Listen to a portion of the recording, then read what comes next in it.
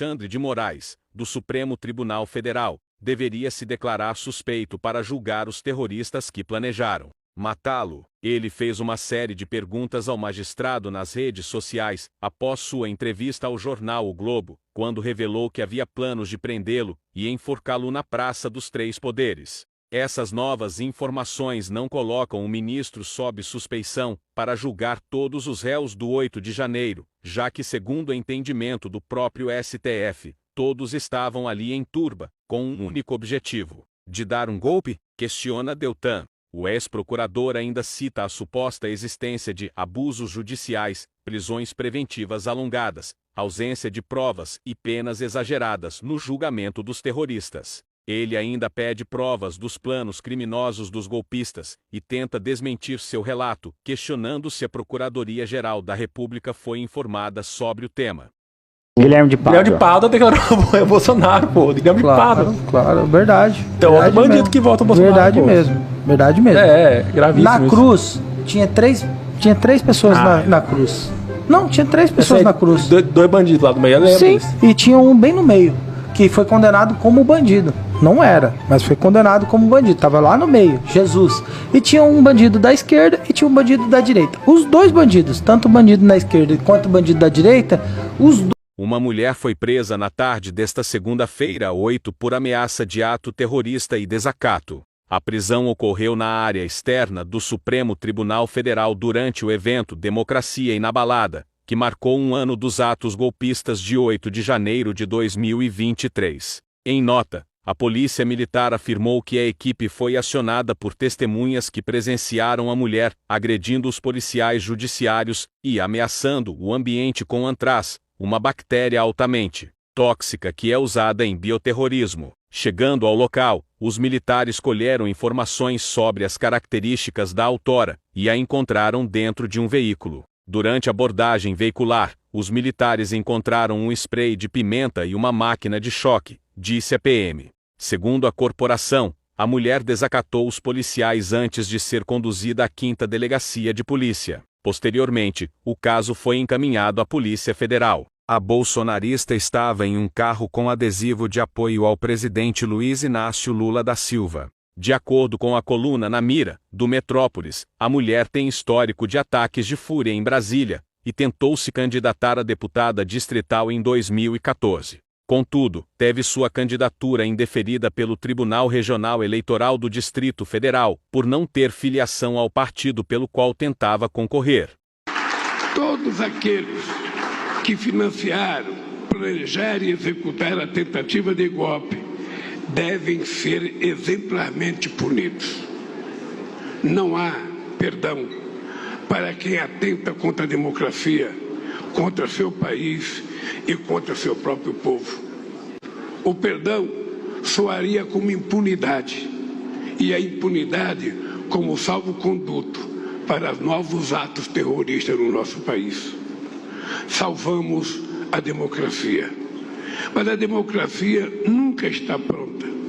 Precisa ser construída e cuidada. Uma pesquisa realizada pelo Instituto Atlas Intel, a pedido da CNN Brasil, revelou que, se as eleições presidenciais fossem realizadas hoje, domingo 27, o presidente Luiz Inácio Lula da Silva venceria Jair Bolsonaro logo no primeiro turno. Os resultados do levantamento foram divulgados ontem, sábado 26. De acordo com a pesquisa, 48,1% dos entrevistados afirmaram que votariam no candidato petista, enquanto 40% declararam que votariam no ex-presidente Bolsonaro. Num possível segundo turno entre Lula e Bolsonaro, o candidato do PT sairia vitorioso com 51,2% dos votos, enquanto o ex-presidente receberia 41,5% dos votos. Comparando com os resultados do primeiro turno de 2022, Lula registrou um aumento de quase 4 pontos percentuais, subindo de 48,4%, considerando votos válidos, para 52,35%. As intenções de voto em favor do ex-capitão Bolsonaro passaram de 43,3% para 43,5%, um número insuficiente para garantir sua participação no segundo turno.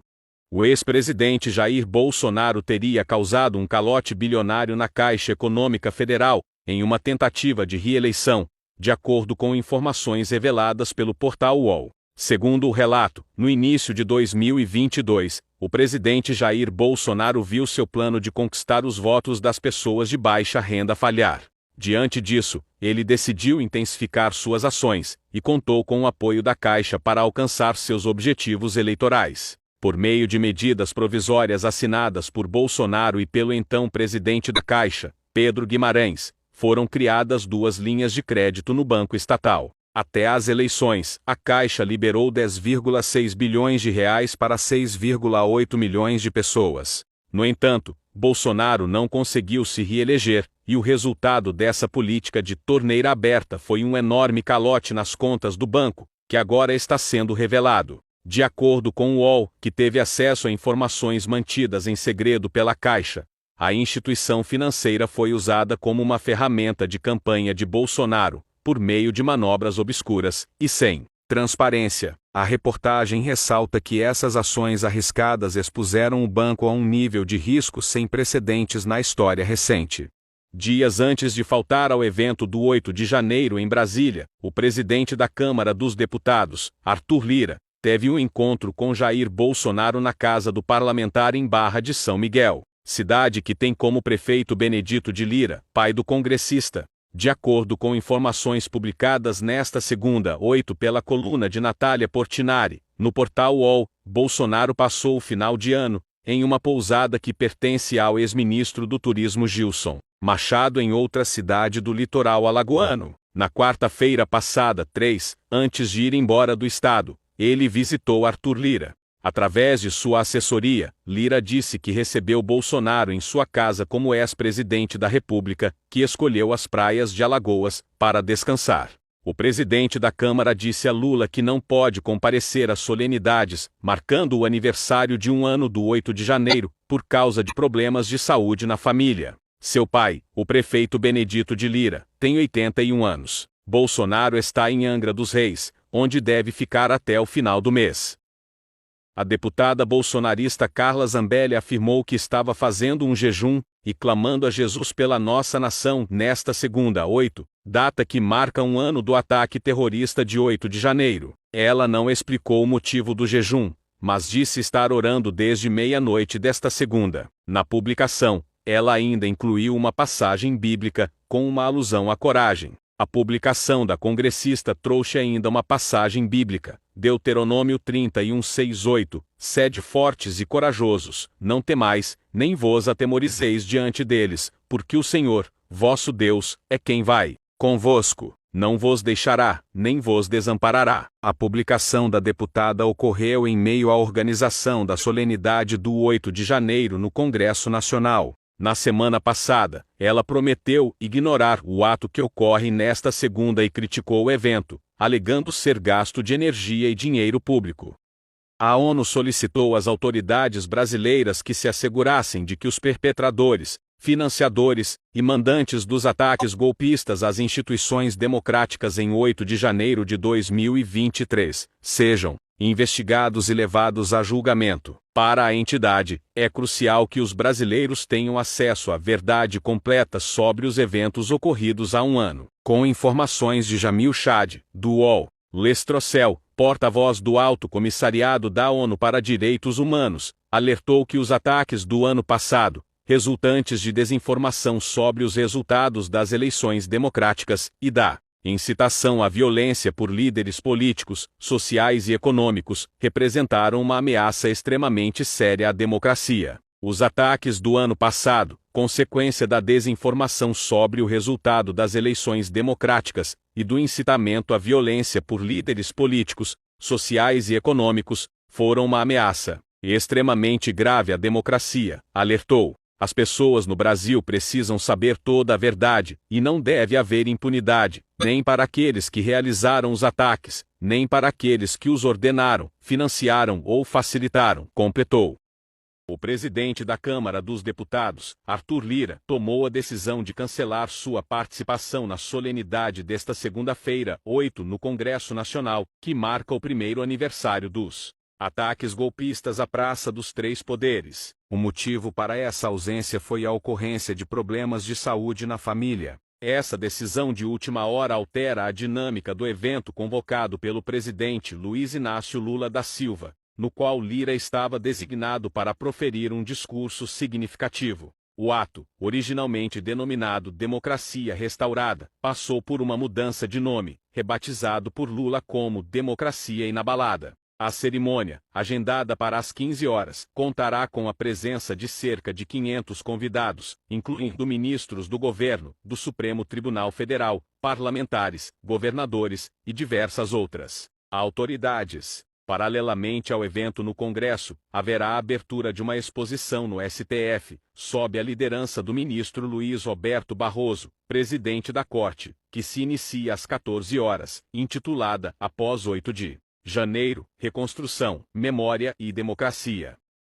O presidente Lula se reuniu na manhã desta segunda-feira, 8, com o ministro aposentado do Supremo Tribunal Federal, Ricardo Lewandowski. A pauta do encontro é o futuro do Ministério da Justiça, informa Andréia Sadi, do G1. Atualmente, Flávio Dino é o titular da pasta, mas ele deixará o posto para assumir uma cadeira no Supremo. Ricardo Lewandowski emergiu como favorito na base de Lula para assumir a posição estratégica no Ministério da Justiça. A indicação de Lewandowski busca evitar conflitos internos entre as diferentes alas da esquerda que buscam a vaga, consolidando-se como um nome de consenso. O Ministério da Justiça desempenha um papel crucial no Executivo, sendo responsável por questões sensíveis e estratégicas, como a articulação com os demais poderes e a formulação de políticas relacionadas à segurança pública. Lewandowski tem interesse em assumir o cargo, mas quer discutir as condições para a formação de sua equipe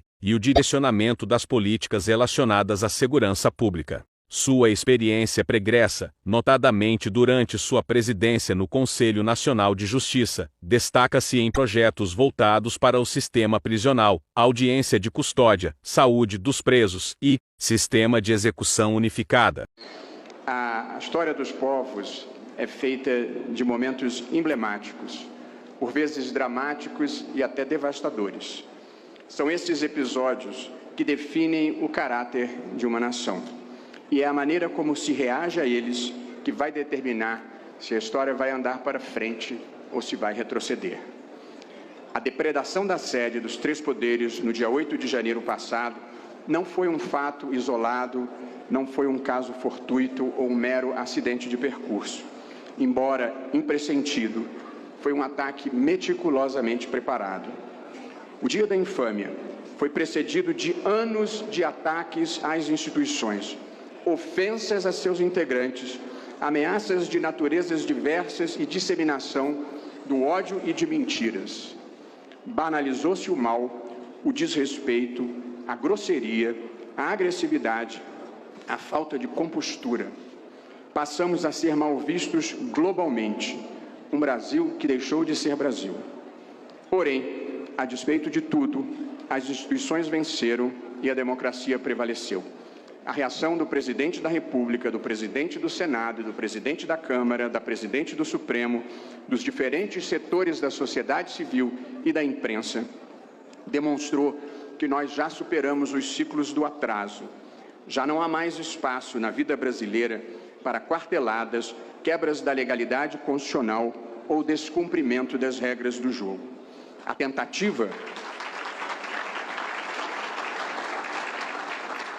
tentativa de golpe de Estado, de abolição violenta do Estado democrático de direito e a depredação do patrimônio público, entre outros delitos, estão sendo punidos na forma da lei. Milhares de pessoas, aparentemente comuns, insufladas por falsidades, teorias conspiratórias, sentimentos antidemocráticos e rancor, foram transformadas em criminosos, aprendizes de terroristas. Uma triste derrota do espírito. Como se evidenciou, a destruição física dos prédios não foi capaz de abalar o que cada um dos poderes simboliza: a vontade majoritária do povo, representada pelo presidente da República e pelo Congresso Nacional, e a busca por justiça, representada pelo Supremo Tribunal Federal. Instituições humanas não são perfeitas, são passíveis de erros, de críticas e devem ter compromissos com o próprio aprimoramento. Por isso mesmo, numa democracia, todos são livres para expressar a sua opinião e para participar da vida pública conforme sua convicção.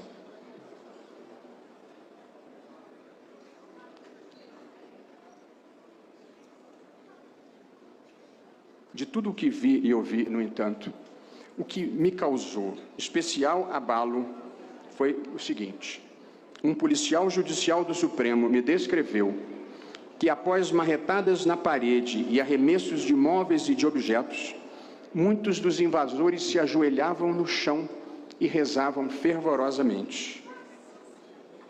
De onde, Deus do céu, poderá ter saído essa combinação implausível de religiosidade com ódio, violência e desrespeito ao próximo?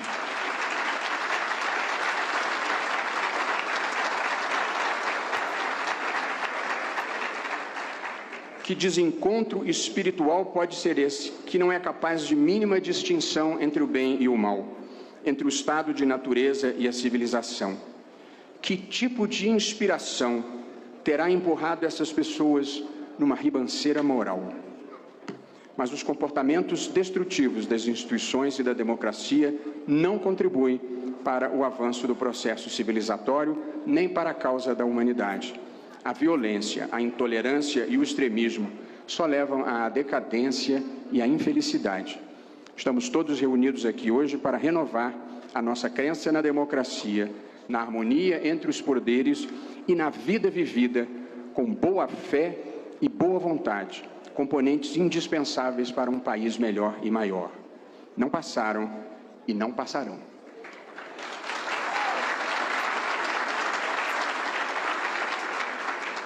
Aqui a história será diferente. A paz, o bem, o respeito ao próximo, a liberdade, a igualdade, a educação, a ciência, a proteção ambiental e a justiça social, esses sim são os ingredientes de um Brasil de todos.